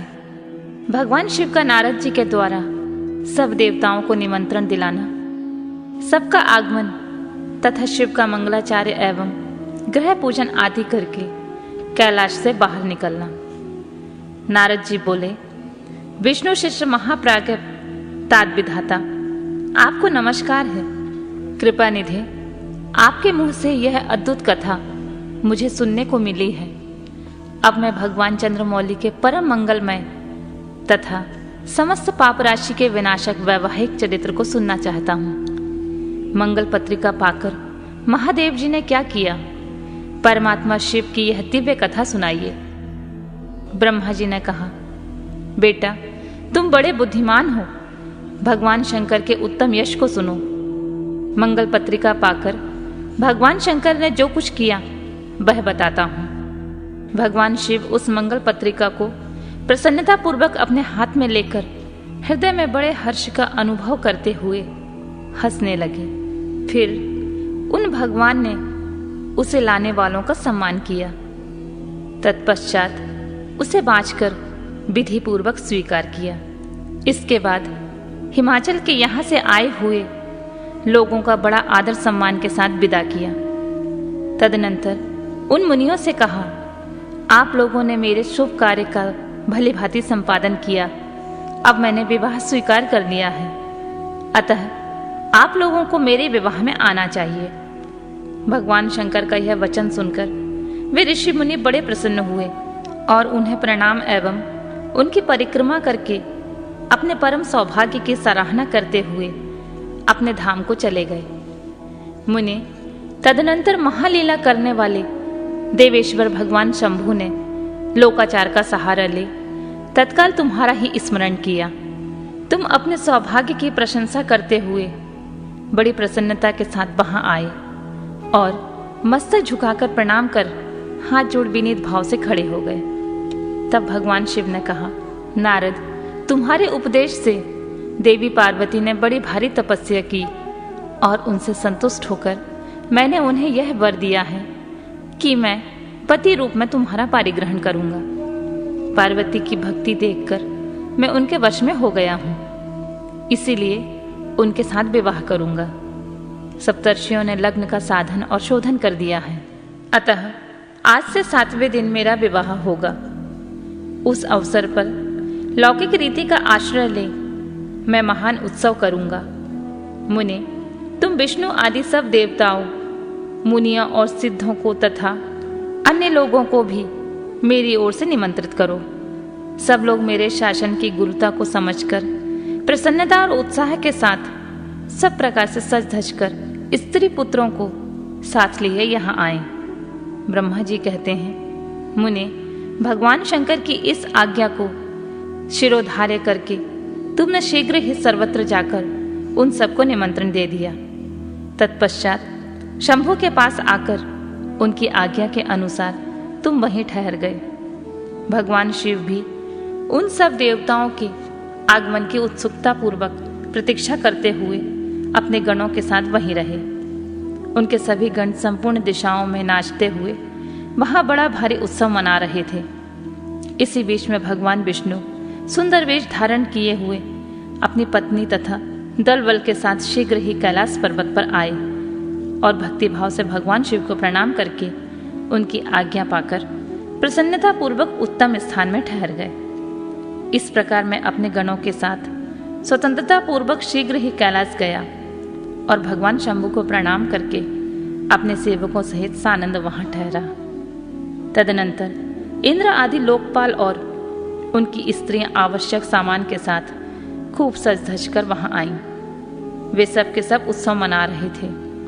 तत्पश्चात मुनि, नाग, सिद्ध, उपदेवता तथा अन्य लोग भी निमंत्रित हो उत्सव मनाते हुए वहां आए।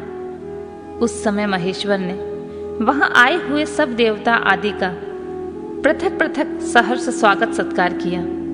फिर तो कैलाश पर्वत पर बड़ा अद्भुत और मनोहर उत्सव होने लगा। देवांगनाओं ने उस अवसर पर यथा योग्य नृत्य आदि किया। विष्णु आदि जो देवता भगवान शंभु की वैवाहिक यात्रा संपन्न कराने के लिए इस समय वहां आए थे, वे सब यथास्थान ठहर गए। भगवान शिव की आज्ञा पाकर सब लोग उनके प्रत्येक कार्य को अपना कार्य समझकर नियंत्रित रूप से उसे करने लगे और इसे शिव के सेवा मानने लगे। उस समय सातों मातृकाएं वहां बड़ी प्रसन्नता के साथ शिव को यथायोग आभूषण पहनाने लगी। मुनि श्रेष्ठ, परमेश्वर भगवान शिव का जो स्वाभाविक वेश था वही उनकी इच्छा से उनके लिए आभूषण सामग्री बन गया। उस समय चंद्रमा स्वयं उनके मुकुट के स्थान पर जा विराजे।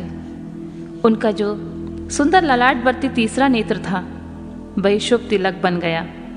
मुने, कानों के आभूषणों के रूप में जो 2 सर्प बताए गए हैं वे नाना प्रकार के रत्नों से युक्त 2 कुंडल बन गए। अन्यान अंगों में स्थित सर्प उन अंगों की अति रमणीय नाना रत्नमय आभूषण हो गए। उनके शरीर में जो भस्म लगा हुआ था वही चंदन आदि का अंगराग बन गया और उनके जो गज चर्म आदि परिधान थे वे सुंदर दिव्य दुकूल बन गए। इस प्रकार उनका रूप इतना सुंदर हो गया कि उसका वर्णन करना कठिन है। वे साक्षात ईश्वर तो थे। उन्होंने पूरा ऐश्वर्य प्राप्त कर लिया। तदनंतर समस्त देवता, यक्ष, दानव, नाग, पक्षी, अप्सरा और महर्षि गण मिलकर भगवान शिव के समीप गए और महान उत्सव मनाते हुए प्रसन्नता पूर्वक उनसे बोले, महादेव महेश्वर, अब आप महादेवी गिरजा को ब्याह लाने के लिए हम लोगों के साथ चलिए, हम पर कृपा कीजिए। तत्पश्चात विज्ञान से प्रसन्न हृदय वाले भगवान विष्णु ने भगवान शंकर को भक्ति भाव से प्रणाम करके उपयुक्त प्रस्ताव के अनुरूप ही बात कही। भगवान विष्णु बोले, शरणागत वत्सल देवादिदेव महादेव, प्रभु, आप अपने भक्त जनों का कार्य सिद्ध करने वाले हैं, अतः मेरा एक निवेदन सुनिए। कल्याणकारी प्रभु, आप गुहा सूत्रोक्त विधि के अनुसार गिरिजा कुमारी पार्वती देवी के साथ अपने विवाह का कार्य कराइए। आपके द्वारा विवाह की विधि का संपादन होने पर वही लोक में सर्वत्र विख्यात हो जाएगी।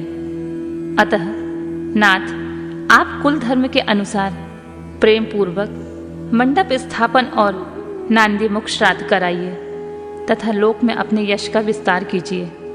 ब्रह्मा जी कहते हैं, नारद, भगवान विष्णु के ऐसा कहने पर लोकाचार परायण परमेश्वर शंभु ने विधि पूर्वक सब कार्य किया।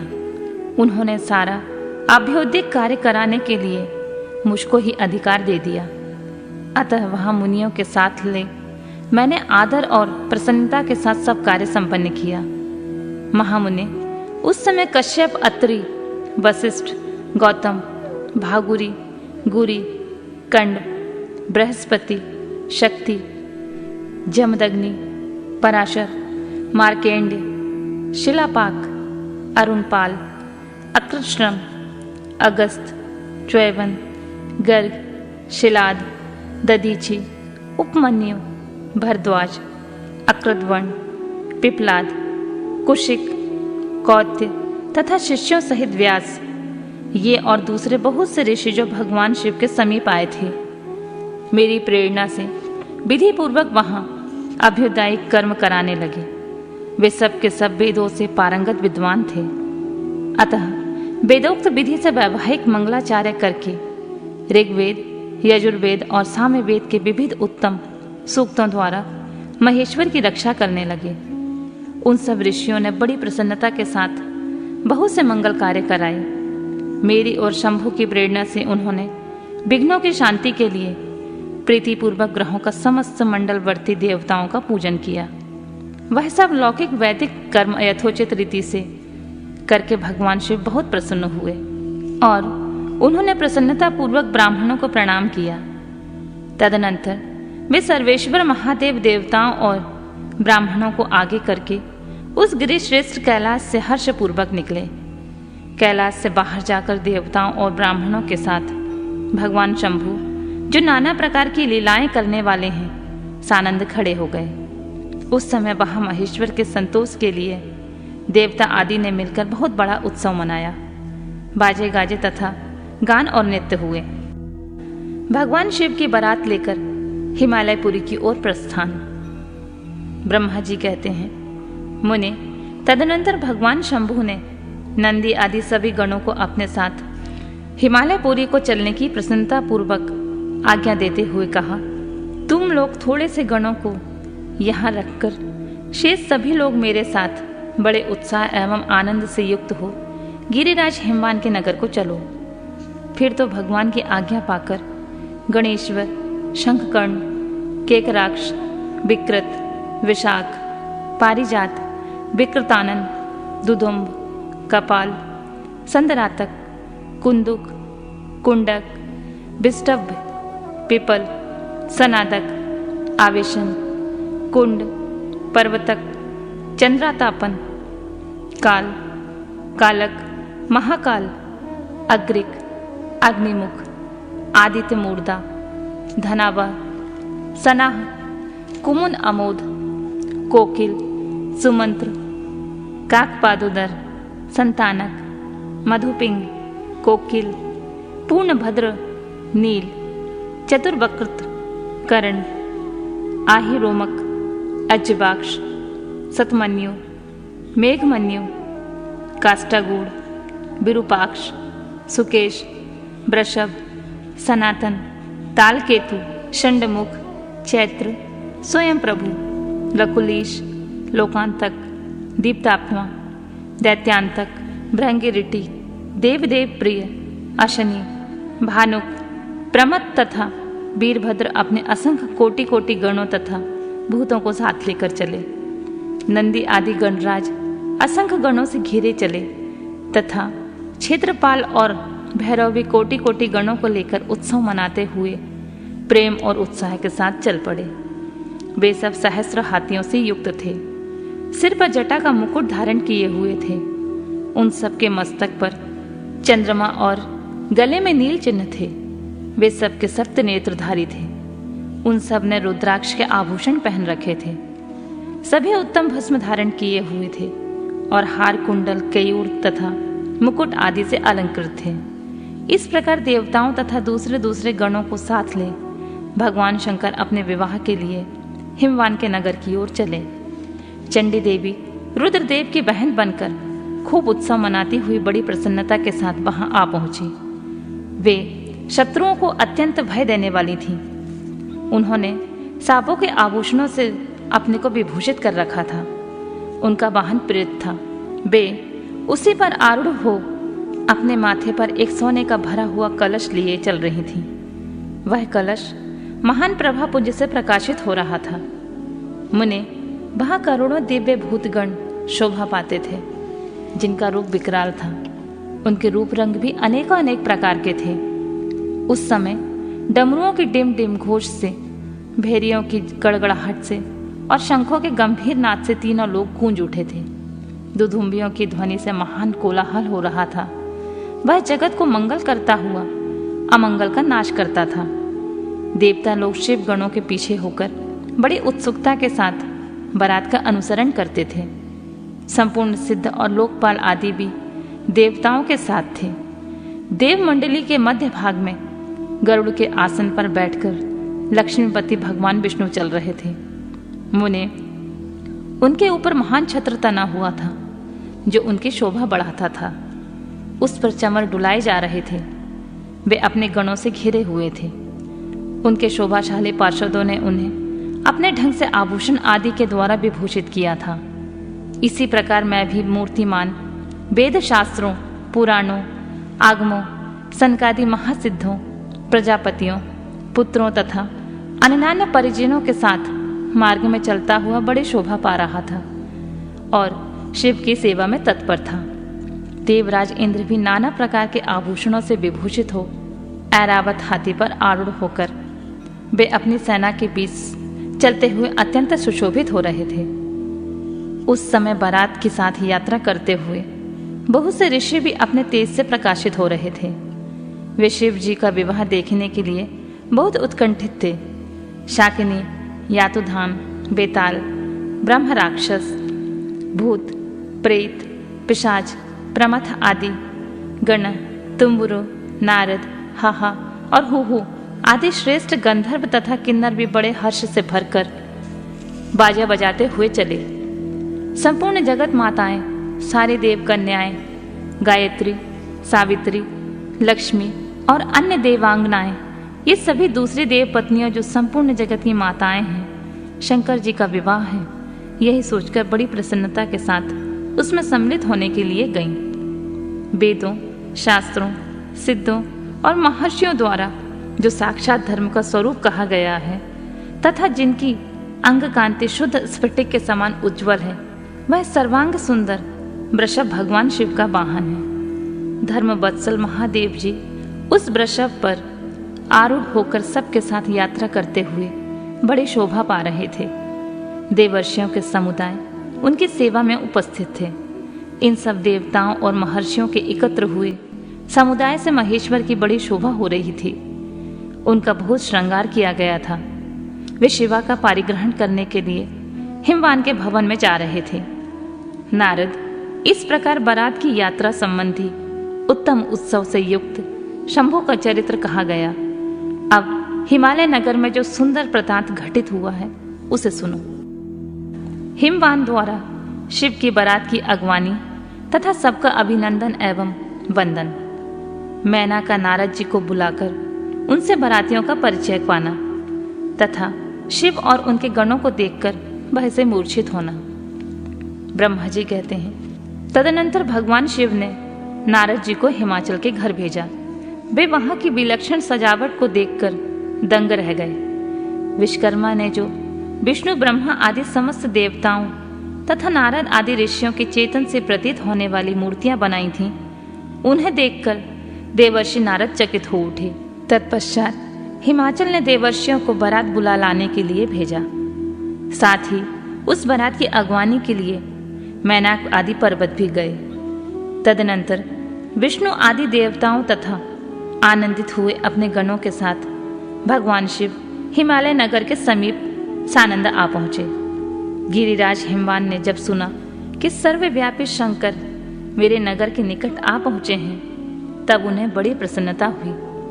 तदनंतर उन्होंने बहुत सा सामान एकत्र करके पर्वतों और ब्राह्मणों को महादेव जी के साथ वार्तालाप करने के लिए भेजा।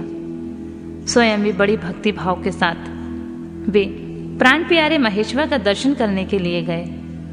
उस समय उनका हृदय अधिक प्रेम के कारण द्रवित हो रहा था और वे प्रसन्नता पूर्वक अपने सौभाग्य की सराहना करते थे। उस समय समस्त देवताओं की सेना को उपस्थित देख हिमवान को बड़ा विस्मय हुआ और वे अपने को धन्य मानते हुए उनके सामने गए। देवता और पर्वत एक दूसरे से मिलकर बहुत प्रसन्न हुए और अपने आप को कृतकृत्य मानने लगे। महादेव जी को सामने देखकर हिमालय ने उन्हें प्रणाम किया। साथ ही समस्त पर्वतों और ब्राह्मणों ने भी सदाशिव की वंदना की। वे वृषभ पर आरूढ़ थे। उनके मुख पर प्रसन्नता छा रही थी। नाना प्रकार के आभूषणों से विभूषित थे और अपने दिव्य अंगों के लावण्य से संपूर्ण दिशाओं को प्रकाशित कर रहे थे। उनका श्रीअंग अत्यंत महीन, नूतन और सुंदर रेशमी वस्त्रों से सुशोभित था। उनके मस्तक पर मुकुट उत्तम रत्नों से जटित होने के कारण बड़ी शोभा पा रहा था। वे अपनी पावन प्रभा का प्रसार करते हुए हंस रहे थे। उनके प्रत्येक अंग भूषण बने हुए सर्पों से युक्त था तथा उनकी अंग कांति बड़ी अद्भुत दिखाई देती थी। दिव्य कांति से संपन्न उन महेश्वर की सुरेश्वर गण हाथ में चमर लिए सेवा कर रहे थे। उनके बाएं भाग में भगवान विष्णु थे और दाईं भाग में मैं था। पीछे देवराज इंद्र थे और अन्य देवता आदि भी पीछे तथा अगल बगल में विद्यमान थे। नाना प्रकार के देवता आदि उन लोक कल्याणकारी भगवान शिव की स्तुति करते जाते थे। उन्होंने स्वेच्छा से ही दिव्य शरीर धारण कर रखा था। वास्तव में वे साक्षात परब्रह्मा परमात्मा, सबके ईश्वर, उपासकों को मनोवांछित फल देने वाले, कल्याणमय गुणों से युक्त, प्राकृत गुणों से रहित, भक्तों के अधीन रहने वाले, सब पर कृपा करने वाले, प्रकृति और पुरुषों से भी विलक्षण तथा सच्चिदानंद स्वरूप हैं। उनके दर्शन के पश्चात हिमवान ने भगवान शिव के वाम भाग में अच्युत श्री हरि का दर्शन किया, जो नाना प्रकार के आभूषणों से विभूषित हो विद्यानंदन गरुड़ की पीठ पर विराजमान थे। मुने भगवान के दाहिने भाग में उन्होंने 4 मुखों से युक्त महाशोभाशाली तथा अपने परिवार से संयुक्त मुझ ब्रह्मा को देखा। भगवान शिव के सदा ही अत्यंत प्रिय इन दोनों देवेश्वरों का दर्शन करके परिवार सहित गिरिराज ने आदरपूर्वक प्रणाम किया। इसी प्रकार भगवान शिव के पीछे तथा अगल बगल में खड़े हुए दीप्तिमान देवता आदि को भी देखकर गिरिराज ने उन सबके सामने मस्तक झुकाया। तत्पश्चात शिव की आज्ञा से आगे होकर हिमवान अपने नगर को गए। उनके साथ महादेव जी, भगवान विष्णु तथा स्वयंभू ब्रह्मा भी मुनियों और देवताओं सहित शीघ्रता पूर्वक चलने लगे। मुने उस अवसर पर मेनका के मन में भगवान शिव के दर्शन करने की इच्छा हुई, इसलिए उन्होंने तुमको बुलवाया। उस समय भगवान शिव से प्रेरित होकर उनका हार्दिक अभिप्राय पूर्ण करने की इच्छा से तुम वहां गए। मैना तुम्हें प्रणाम करके बोली, मुने गिरजा के होने वाले पति को पहले मैं देखूंगी। शिव का कैसा रूप है जिसके लिए मेरी बेटी ने ऐसी उत्कृष्ट तपस्या की है।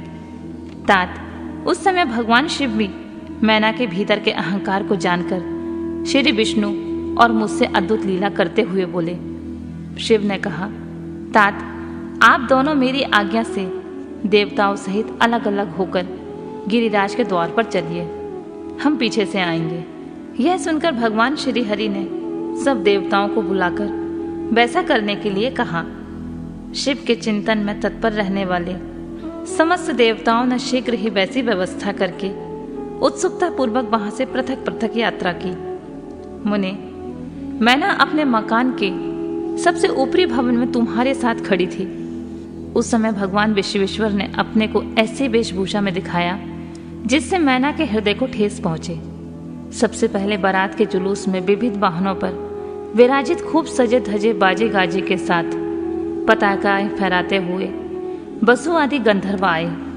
फिर मणिग्रीवादी यक्ष, तदनंतर क्रम से यमराज, निश्रुति, वरुण, वायु, कुबेर, ईशान, देवराज इंद्र, चंद्रमा, सूर्य, भृगु आदि मुनीश्वर तथा ब्रह्मा आए। ये सब उत्तरोत्तर एक के बाद विशेष सुंदर शोभामय रूप गुणों से संपन्न थे। इनमें से प्रत्येक दल के स्वामी को देखकर मैना पूछती थी, क्या यही शिव हैं? नारद जी कहते, यह तो शिव के सेवक हैं। मैना सुनकर बड़ी प्रसन्न होती और हर्ष में भरकर मन ही मन कहती, ये उनके सेवक जब इतने सुंदर हैं तो इनके स्वामी शिव तो पता नहीं कितने सुंदर होंगे। इसी बीच में वहां भगवान विष्णु पधारे। वे संपूर्ण शोभा से संपन्न श्रीमान, नूतन जलधर के समान, श्याम तथा 4 भुजाओं से संयुक्त थे। उनका लावण्य करोड़ों कंदर्पों से लज्जित कर रहा था। वे पीतांबर धारण करके अपने सहज प्रभा से प्रकाशित हो रहे थे। उनके सुंदर नेत्र प्रफुल्ल कमल की शोभा को छीन लेते थे। उनकी आकृति से शांति बरस रही थी। पक्षीराज गरुड़ उनके वाहन थे। शंख चक्र आदि लक्षणों से युक्त मुकुट आदि से विभूषित वक्ष स्थल में श्रीवत्स का चिन्ह धारण किए हुए थे। वे लक्ष्मीपति विष्णु अपने अप्रमेय प्रभापुंज से प्रकाशित थे। उन्हें देखते ही मैना नेत्रचकित हो गई और बड़े हर्ष से बोली, अवश्य ही मेरी शिवा के पति साक्षात भगवान शिव हैं, इसमें संशय नहीं है। मुने, तुम भी लीला करने वाले ही ठहरे। अतः मैना की यह बात सुनकर उनसे बोले, देवी, ये शिवा के पति नहीं हैं, अपितु भगवान केशव हरि हैं। भगवान शंकर के संपूर्ण कार्यों के अधिकारी तथा उनके प्रिय हैं। पार्वती के पति जो दूल्हा शिव हैं, उन्हें इनसे भी बढ़कर समझना चाहिए। उनकी शोभा का वर्णन मुझसे नहीं हो सकता। वे ही संपूर्ण ब्रह्मांड के अधिपति, सर्वेश्वर तथा स्वयं प्रकाश परमात्मा हैं। ब्रह्मा जी कहते हैं, नारद, तुम्हारी इस बात को सुनकर मैना ने उन शुभ लक्षणा उमा को महान धन वैभव से संपन्न, सौभाग्यवती तथा तीनों कुलों के लिए सुखदायिनी माना। वे मुख पर प्रसन्नता लाकर प्रीतियुक्त हृदय से अपने सर्वाधिक सौभाग्य का बारंबार वर्णन करते हुए बोली। मैना ने कहा, इस समय में पार्वती को जन्म देने के कारण सर्वथा धन्य हो गई। ये गिरीश्वर भी धन्य हैं तथा मेरा सब कुछ परम धन्य हो गया। जिन जिन अत्यंत तेजस्वी देवताओं और देवेश्वरों का मैंने दर्शन किया है, इन सब के जो पति हैं वे मेरी पुत्री के पति होंगे। उसके सौभाग्य का क्या वर्णन किया जाए। भगवान शिव को पति रूप में पाने के कारण पार्वती के सौभाग्य का 100 वर्षों में भी वर्णन नहीं किया जा सकता। ब्रह्मा जी कहते हैं, नारद, मैंने प्रेम पूर्ण हृदय से जो ही उपयुक्त बात कही, त्यों ही अद्भुत लीला करने वाले भगवान रुद्र सामने आ गए। तात उनके सभी गण अद्भुत तथा मैना के अहंकार को चूर्ण करने वाले थे। भगवान शिव अपने आप को माया से निर्लिप्त एवं निर्विकार दिखाते हुए वहां आए। मुने, उन्हें आया जान तुमने मैना को शिवा के पति का दर्शन कराते हुए उनसे इस प्रकार कहा, सुंदरी, देखो ये साक्षात भगवान शंकर हैं, जिनकी प्राप्ति के लिए शिवा ने वन में बड़ी भारी तपस्या की थी। तुम्हारे ऐसा कहने पर मैना ने बड़ी प्रसन्नता के साथ अद्भुत आकार वाले भगवान महेश्वर की ओर देखा। पर स्वयं तो अद्भुत थे ही, उनके अनुचर भी बड़े अद्भुत थे। इतने में ही रुद्रदेव की परम अद्भुत सेना भी वहां आ पहुंची, जो भूत प्रेत आदि से संयुक्त और नाना गणों से युक्त थी। उनमें से कितने ही बवंडर का रूप धारण करके आए थे, कितने ही पताका की मरमर ध्वनि के समान शब्द निकालते थे। किसी के मुंह टेढ़े मेढ़े थे तो कोई अत्यंत कुरूप दिखाई देते थे। कुछ बड़े विकराल थे, किन्हीं का मुंह दाढ़ी मूछ से भरा हुआ था। कोई लंगड़े थे, कोई अंधे थे, कोई डंडों और पाश धारण किए हुए थे, तो किन्हीं के हाथों में मुकदर थे। कितने ही अपने वाहनों को उल्टे चला रहे थे। कोई सींग, कोई डमरू, कोई गोमुख बजाते थे। गणों में से कितने के तो मुंह ही नहीं थे, कितनों के मुंह पीठ की ओर लगे हुए थे। बहुत के बहुतेरे मुख थे। इसी तरह कोई बिना हाथ के थे, किन्हीं के हाथ उल्टे लग रहे थे, और कितनों के बहुत से हाथ थे। कितने ही नेत्रहीन थे, किन्हीं के बहुत से नेत्र थे, किन्हीं के सिर ही नहीं थे, किन्हीं के बाल बहुत खराब थे, किन्हीं के कान ही नहीं थे, और किन्हीं के कान बहुत से थे। इसी तरह गण नाना प्रकार की वेशभूषा धारण किए हुए थे। तात वे विकृत आकार वाले अनेक प्रबल गण और बड़े भयंकर वीर थे।